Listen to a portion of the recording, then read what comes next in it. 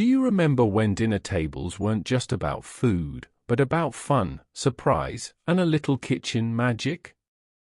Long before fast food chains and microwave meals ruled our lives, families gathered around recipes that sound almost unbelievable today. Betty Crocker wasn't just a name, it was a trusted friend, shaping how America cooked for decades.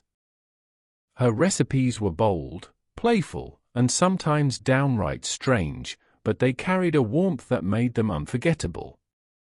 In this video, we're taking a trip back in time to rediscover 10 forgotten Betty Crocker recipes no one makes anymore. These dishes once brought laughter, comfort, and creativity to family meals, but somewhere along the way, they slipped into history. From casseroles built like crowns to salads made with soda, each recipe tells a story of its era, a time when home cooks weren't afraid to experiment, and every meal felt like an occasion. So, if you love uncovering the flavors of the past, make sure you hit that subscribe button and join me on this nostalgic food journey. Because today, we're not just looking at recipes, we're stepping into a moment in American life when food meant more than just eating. And trust me, by the end, you'll be asking yourself, why did we ever stop making these? Hot dog crown casserole. Picture this, it's the late 1950s, and families are gathered in the living room, the black and white TV buzzing in the background. Dinner isn't just about filling plates, it's about presentation, excitement, and making the ordinary feel extraordinary. Enter the hot dog crown casserole, one of Betty Crocker's most playful creations. At its core, the recipe was simple, stretching affordable ingredients into something memorable. A creamy macaroni base, bubbling with cheese, sat proudly in the center of a casserole dish. But what made it iconic was the crown, plump hot dogs sliced and arranged upright around the edge, forming a ring that looked like something straight out of a storybook feast.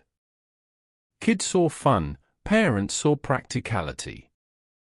And for a brief, shining moment, this dish made dinner feel like a celebration. It wasn't about luxury, it was about joy. This was the post-war era when families were experimenting with convenience foods and looking for ways to bring cheer to the table. Canned soups, boxed pasta, and hot dogs were pantry staples, but Betty Crocker knew how to dress them up with flair. The hot dog crown casserole became more than a meal, it was a performance.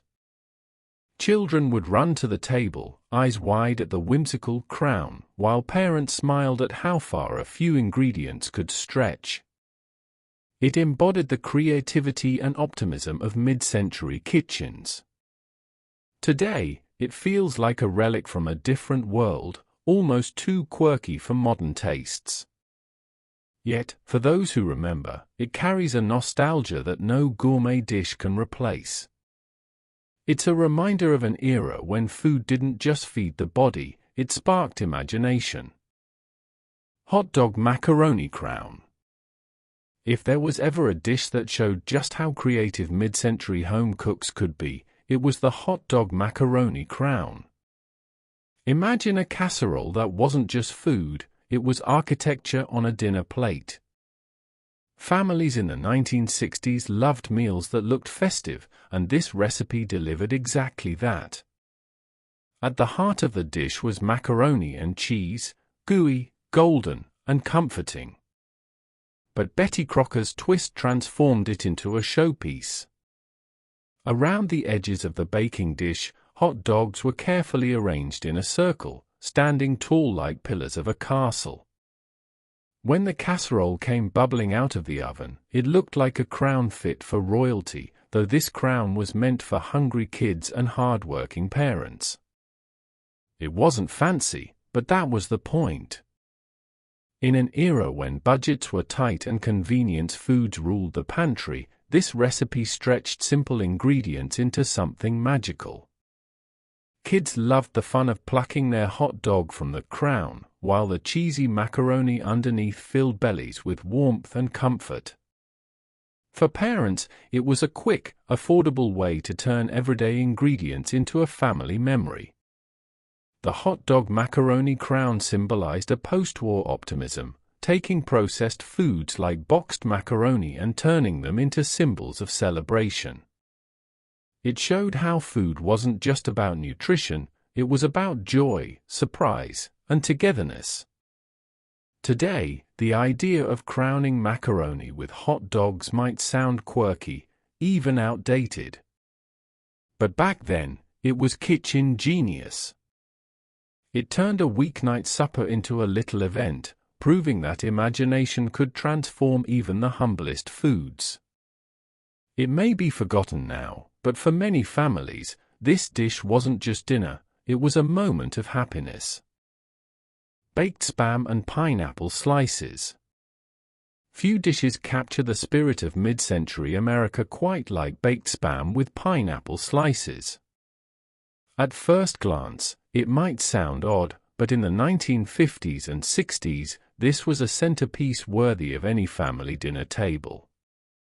Spam, introduced during World War II, had quickly become a pantry staple. Affordable, long-lasting, and versatile, it was embraced by home cooks who needed to stretch every dollar.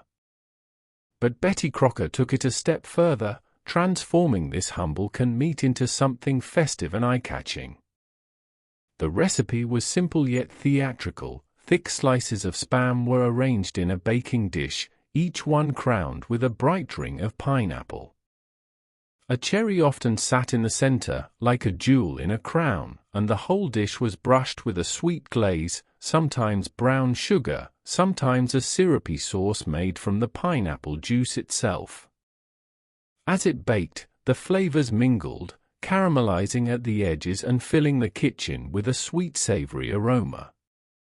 To families of the time, this wasn't just dinner, it was a little luxury. The tropical touch of pineapple felt exotic, a reminder of sunny places far from the everyday routines of American life. Kids loved the sweetness, while parents appreciated how far a single can of Spam could go when paired with fruit and flair. It wasn't about being gourmet, it was about being creative, resourceful, and just a little glamorous. In a world where post-war optimism encouraged experimenting with new flavors, this dish stood proudly as proof that even shelf-stable meat could be transformed into something special. Today, it might feel like a quirky throwback, but back then, baked Spam with pineapple was a celebration on a plate, simple, cheerful, and unforgettable. Peanut butter bacon canapés.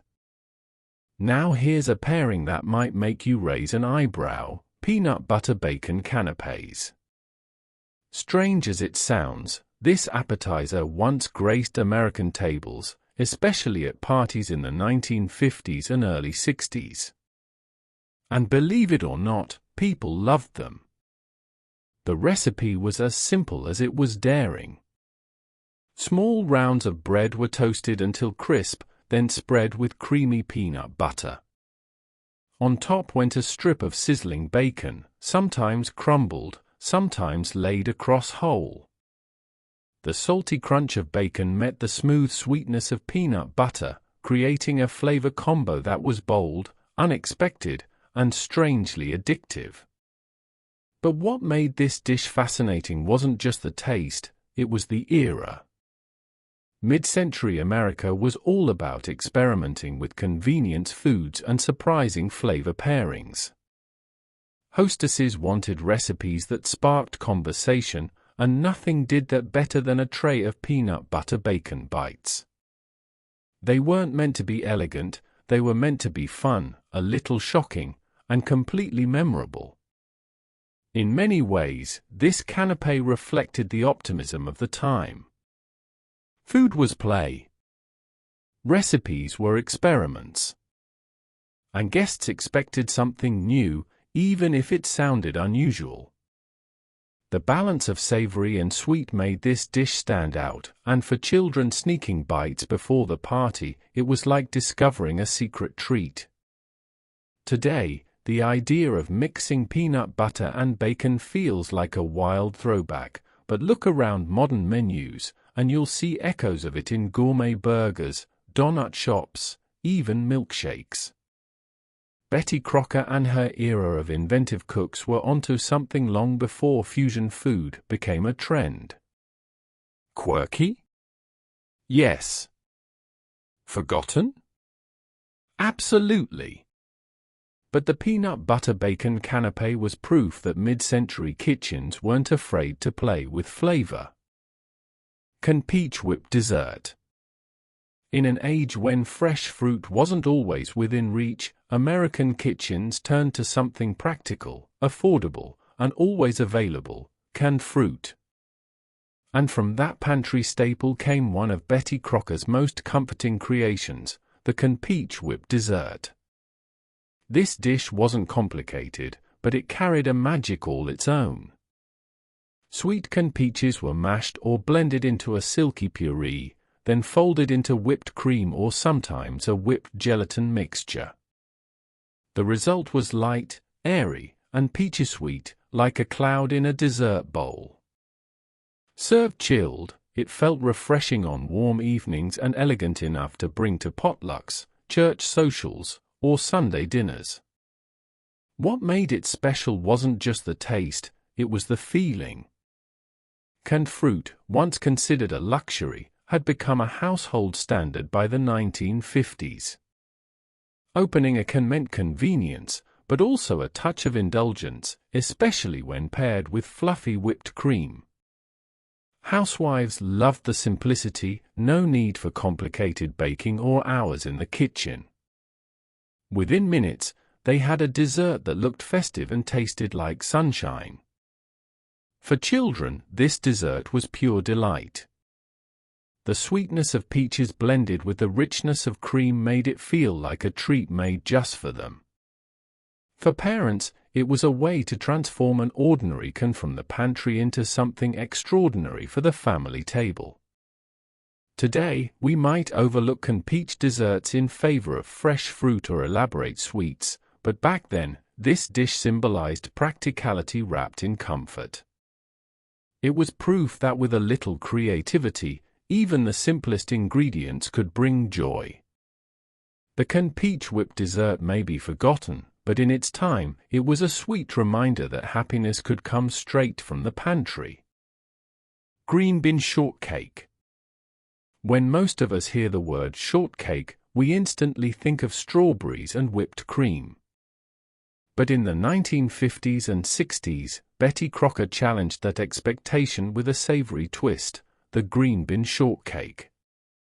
This dish was exactly what it sounded like: tender shortcake biscuits, not sweet but buttery and golden, split open and piled high with creamy green bean filling. The beans were often mixed with a mushroom soup sauce or a white cream gravy, then ladled generously over the biscuits until they soaked in the flavor. It was hearty, unusual, and absolutely mid-century in spirit. At a time when home cooks were searching for ways to stretch vegetables into main dishes, this recipe offered a practical solution. Green beans, affordable and often canned, became the star instead of a side. The shortcake base gave the dish structure, making it feel like a full meal rather than just a plate of vegetables. Families appreciated it for its comfort. The warm, flaky biscuit contrasted with the creamy beans, creating a dish that was both filling and familiar, yet different enough to feel special. Children might have hesitated at first. Green beans weren't always the most popular vegetable, but once tucked between buttery shortcakes, even picky eaters gave it a chance. The green bean shortcake reflected the inventive, resourceful energy of its era. It wasn't about being fancy, it was about making everyday ingredients work harder, turning something ordinary into something surprising. Today, the idea of a vegetable shortcake feels quirky, almost unthinkable. But in mid-century kitchens, it was a reminder that cooking could be playful, practical, and a little daring all at once. Forgotten now, it once stood proudly as proof that even a biscuit could become the stage for creativity. Apricot gelatin ring with chicken salad. If there's one recipe that perfectly captures the eccentric creativity of mid-century kitchens, it's the apricot gelatin ring with chicken salad. This dish walked the line between sweet and savory, between salad and dessert, and it did so with a flair that only Betty Crocker could make appealing. The base was a shimmering mold of apricot gelatin, often set in a decorative ring-shaped pan. Inside the glossy, golden-orange surface, bits of canned apricot might be suspended, giving it sparkle and texture. Once chilled to perfection, the ring was carefully unmolded onto a serving platter. Into the hollow center went a creamy chicken salad, tender chunks of chicken mixed with mayonnaise, celery, and sometimes grapes or nuts for added crunch. It was a dish that made a statement. On buffet tables at bridge clubs, church luncheons, or family gatherings, it stood out as both centerpiece and conversation starter. The sweet fruitiness of the apricot gelatin contrasted boldly with the savory richness of the chicken salad. For some, it was delightful, for others, confusing. But in its day, it was celebrated as sophisticated entertaining fare. This recipe reflected the mid-century obsession with gelatin molds, which symbolized both creativity and hospitality. Hostesses prided themselves on serving dishes that were colorful, eye-catching, and just a little daring. The apricot and chicken pairing may seem unusual now, but back then, it embodied the spirit of experimenting with flavors and textures. Today, most of us would hesitate to combine gelatin and meat in the same dish. But in the 1950s, it was a mark of elegance, a reminder that food could be both art and adventure. The apricot gelatin ring with chicken salad may be forgotten, but once upon a time, it was the star of the table. Coca-Cola salad. Of all the quirky mid-century recipes, few are as surprising, or as fascinating, as the Coca-Cola salad. At first glance, it sounds like a joke. Salad? With soda? But in the 1950s and 60s, this dish was not only real, it was beloved at church suppers, holiday dinners, and family gatherings. The base was cherry or strawberry jello, dissolved in hot water. But instead of adding cold water to set it, home cooks poured in a cup of chilled Coca-Cola. The carbonation gave the gelatin a light, almost fizzy texture, while the cola added a caramel sweetness that blended with the fruit flavor. Into this wobbly mixture went extras, crushed pineapple, chopped nuts, or even cream cheese swirls. Once chilled, the salad was sliced into firm, jewel-colored squares or served in a mold, sparkling with sweetness.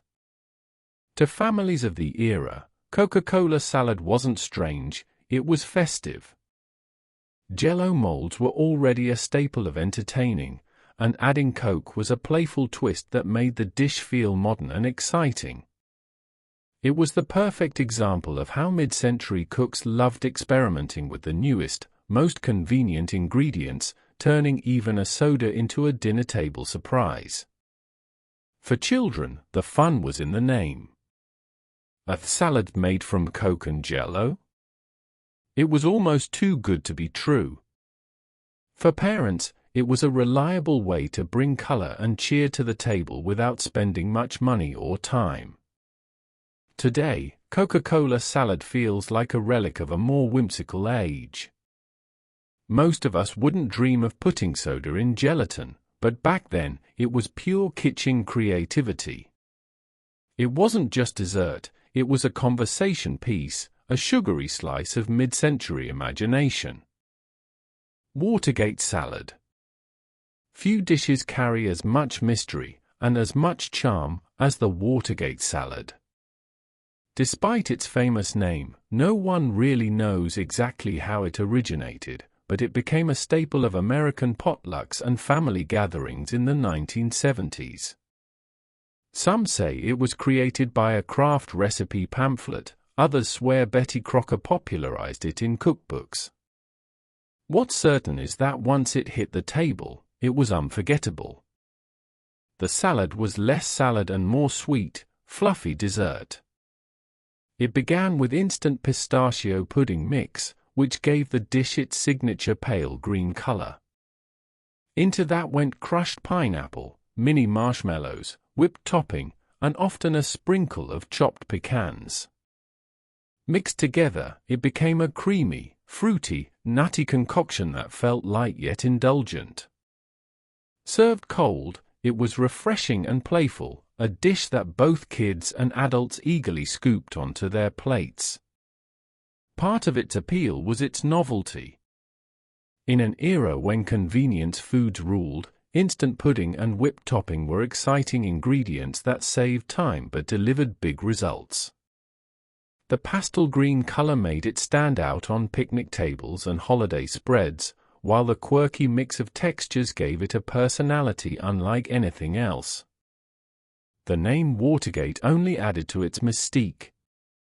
Whether it was tied to the political scandal or simply marketing whimsy, the salad became famous in its own right, beloved across America. Today, it lives on mostly in memory, a quirky relic of a time when sweet salads were the star of every potluck. To modern eyes, it might look unusual, but to those who grew up with it, Watergate salad isn't just food, it's nostalgia in a bowl, reminding us of family gatherings filled with laughter, color, and a little culinary whimsy. And there you have it, 10 forgotten Betty Crocker recipes that once lit up American dinner tables but have nearly vanished from our kitchens today.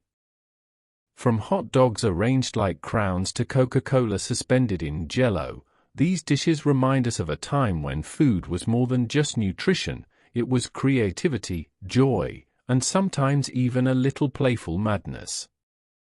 What's fascinating is how each recipe reflects the spirit of its era. The casseroles showed how families stretched ingredients with style. The gelatin rings and salads revealed a culture obsessed with presentation and novelty. Even quirky combinations like peanut butter with bacon or Spam with pineapple spoke to a fearless desire to experiment. These weren't just meals. They were centerpieces, conversation starters, and memories in the making. Sure, they may seem odd to us today, maybe even outdated. But when we look closer, we see something deeper, food as a way to bring families together, to make the ordinary feel extraordinary, and to turn even the simplest pantry staples into something worth remembering. That's the magic of nostalgia. These forgotten recipes might not return to every dinner table, but they live on as stories, carrying with them the flavor of an America filled with optimism, creativity, and heart. So, which of these dishes surprised you the most?